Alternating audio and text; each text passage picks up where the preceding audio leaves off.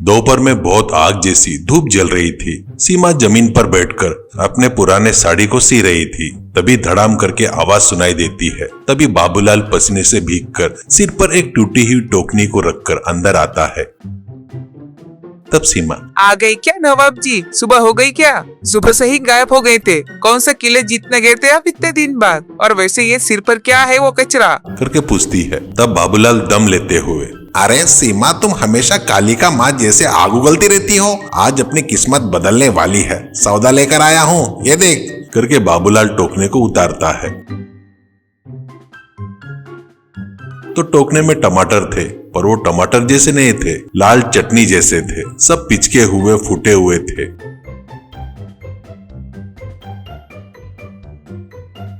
वो देखकर तब सीमा सिर पीटते हुए, हे भगवान, ये क्या उठा कर लाए? ये टमाटर है या फूटे हुए लाल बैलून या सब्जी के मार्केट में सड़े हुए नाले से चुन कर लाए हो? करके पूछती है। तो बाबूलाल हंसते हुए, अरे पगली, बिजनेस बोले तो यही है ना। मार्केट में ट्रक वाला इसे फेंक रहा था तो मैं जाकर, फेंक मत भाई, मुझे दे दे, मांग कर लाया हूँ, और वो भी फ्री में लाया हूँ। अब तो इससे कुछ तो भी बना, मैं वो ले जाकर बाजार में बेचूंगा, ऐसे कहता है। सीमा, फ्री में जहर भी मिला तो तुम नहीं छोड़ेंगे लगता है, पर इसे क्या बनाएंगे? सलाद बोलकर काटे तो खून जैसा पेट भर बहने लगेगा। ये पशुओं के खाने के सिवा किसी काम में नहीं आएगा, करके कहती है। तभी बाबूलाल, अरे सीमा, तेरा हाथ लगा तो गोबर भी हलवा बन जाता है। तू बनारस की है ना, कोई तो भी आइडिया सोच। तू बताती थी ना तेरी नानी वो टमाटर चाट, इन पिचके हुए टमाटर का गूदा मस्त निकलेगा, करके कहता है। सीमा उन टमाटरों की तरफ गुस्से से देखती है। गरीबी कैसी है बोले तो मना न करते हुए दूसरा रास्ता नहीं था, तब वो मन को मारकर ठीक है कहती है। पर किसी ने खाकर उल्टी करके गालियां दिए ना, और वो पूरी गालियां तुमको ही पार्सल करूंगी, करके कहकर सीमा उन पिचके हुए टमाटर को हल्के आंच पर घंटों तक पकाती है। टमाटर पहले से ही पिचके हुए रहने से मसालों के साथ मिलकर जबरदस्त गाढ़ा बन गया था, और उसकी खुशबू इतनी तेज और स्वादिष्ट आ रही थी कि पड़ोस के कुत्ते भी पूंछ हिलाते हुए आ गए।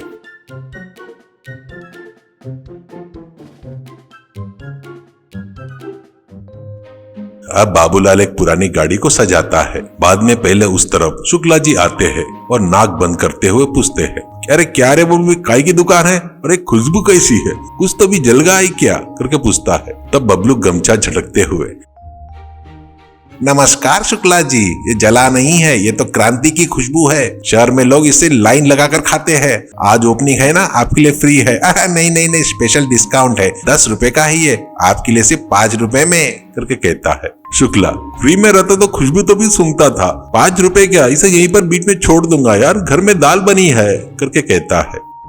तभी डॉक्टर शर्मा अपनी साइकिल से उतरते हैं।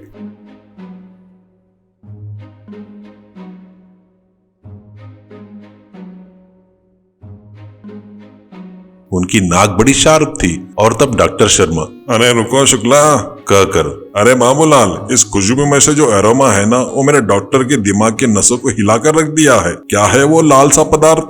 करके पूछता है। तब सीमा चम्मच घुमाते हुए, अरे डॉक्टर बाबू, ये बनारसी टमाटर चाट है, खाइए, इससे पाचन क्रिया अच्छी होती है और दिमाग भी तेज चलता है, करके कहती है। डॉक्टर एक डोना लेता है और एक चम्मच मुंह में डालते ही पूरा सन्नाटा छा गया। डॉक्टर की आंखें बड़ी हो जाती है। तभी शुक्ला, अरे क्या हुआ डॉक्टर साहब, जहर वगैरह कुछ मिलाया है क्या इसमें? मैंने तो पहले ही बताया था ना, फ्री में नहीं खाना करके, ऐसा कहता है। तब डॉक्टर शर्मा बड़े उत्साह से, अरे मस्त है, जबरदस्त है, वाह बाबूलाल, ये टमाटर कहाँ से लाया? इसमें कैसा स्वाद है बोले तो टमाटर खुद बर्तन में कूदकर आत्महत्या कर लिए वैसा है, मक्खन जैसे पिघल रहे हैं, कहकर डॉक्टर खाते रहता है। तो डॉक्टर को ऐसे चाटते हुए खाकर देखकर शुक्ला के मुंह में पानी आता है। तब वो अपने जेब से 10 साल से पुराना छुपाया हुआ 5 का सिक्का निकालता है, और शुक्ला, अरे दे तो मैं भी देखता हूँ, स्वादिष्ट नहीं रहा तो पैसे वापस लूंगा, करके कहता है, और लेकर खाने लगता है, और वो डोने को चाट लेता है। अब बबलू की दुकान जोरों से चल रही थी, पर टमाटरों की सप्लाई कम हो गई थी, तो बाबूलाल का मार्केट वाला दिमाग फिर से काम करने लगता है। और वो गांव भर में अफवाह फैला देता है और बाबूलाल लोगों से, आओ भाइयों आओ, ये कोई मामूली टमाटर नहीं है, ये स्पेशल पिचकी स्क्वाश टमाटर है। ये सिर्फ रात में ही तोड़ते हैं, वो भी टमाटर अपने आप झाड़ पर से गिरकर मुरझाकर टूटते हैं, तभी वो असली स्वाद आता है। हम लोग स्पेशल ऑर्डर देकर मंगवाते हैं करके बोलता है। तो लोगों में से एक जन पूछता है, अरे बाबूलाल भैया, उस स्वाद के पीछे का असली रहस्य क्या है करके कहता है। तो बाबूलाल, रहस्य क्या है, वो तो सीमा का गुस्सा है। वो जितने गुस्से से टमाटर को कूटती है, चाट उतना ही तेज और मजेदार बनता है। ये बात गांव भर फैल जाती है।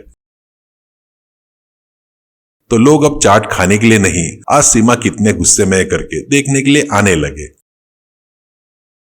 तो तब डॉक्टर शर्मा, अरे सीमा भाभी, आज चाट में तेज कम हो सकता है क्योंकि आज बाबूलाल भैया ने कोई गलती नहीं की है ना करके कहता है। तभी सीमा, अरे चुपचाप खाओ डॉक्टर बाबू, नहीं तो इतना तीखा मिर्ची डालूंगी कि स्टेथोस्कोप को कान में नहीं नाक में लगाना पड़ेगा करके कहती है।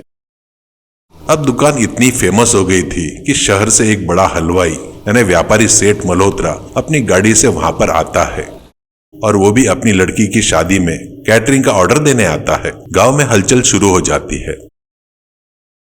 बाबूलाल नया कुर्ता पहनता है और डॉक्टर शर्मा है वो सेठ जी के आगे खड़ा हो जाता है। तब सेठ मल्होत्रा, तुम्हारा टमाटर चाट खाए तो इंसान को मोक्ष की प्राप्ति होती है करके सुना है, इसलिए मेरी लड़की की शादी के लिए ये चाट रखना चाहता हूँ। 500 लोग का खाना है, अभी पहले टेस्ट करवाओ करके कहता है।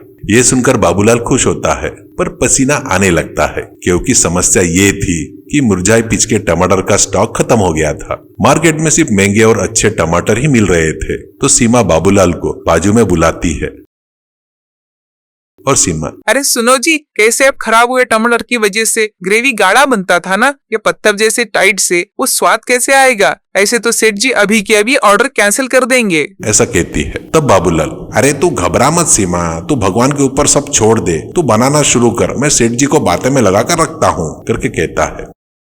अब सीमा कड़क टमाटर को पकाने के लिए रखती है पर वो पक ही नहीं रहे थे और देखने में भी ठीक नहीं लग रहे थे। इससे सीमा को पागल जैसे लग रहा था कि सेठ जी को बुलाया करके बाबूलाल के ऊपर गुस्सा आ रहा था। तो गुस्से में सीमा पाव भाजी वाले मैशर से यानी कूटने वाले से लेकर बर्तन में टमाटर को मसलना शुरू करती है पागलों की तरह। और तभी सीमा, दलितर सब मेरे जान के लिए आ गए और ये टमाटर भी ना पकते ही नहीं, मरते भी नहीं। अभी देखो इसका भरता बनाती हूँ करके वो अपनी पूरी ताकत, गरीबी और निसहायता को सब टमाटर के ऊपर उतारती है। वो उनको इतना पीसती है कि कड़क टमाटर भी हार मानकर मुलायम पेस्ट बन गए थे।